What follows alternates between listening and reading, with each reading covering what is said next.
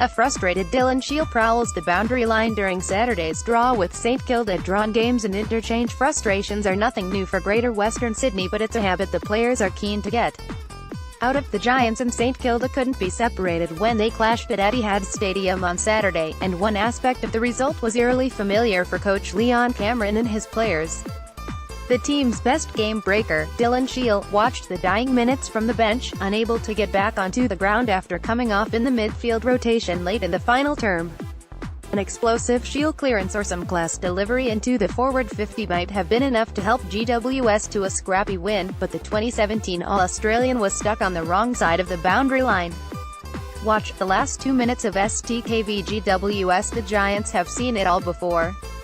It happened in round 15 last season when power forward Jonathan Patton, who had looked unstoppable in the air against Geelong at Etihad Stadium, came off for a scheduled rest after slotting his fourth goal in the last quarter. Patton didn't return that afternoon after a host of stoppages bogged down play on the opposite side of the ground, and history will show that the Cats leveled the scores after the final siren thanks to a behind from Tom Hawkins. Watch Tomahawk's point snatch as a draw. Shiel recognizes the similarity of the two games, but isn't sure there's a solution to the problems his side has encountered with its rotations. Obviously it was frustrating for myself and those on the bench, but that's the environment we're in, he said on Tuesday.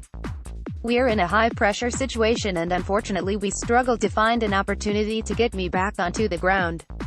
When you're out there trying to win the contest, playing a combination of offense and defense, and trying to locate your man in covered ground, it's hard to try and get off the ground without leaving your team one man down at a pivotal moment in the game. It's certainly not the first time it's happened for a player or team, and on the weekend, it happened to be us at a really important time of the game.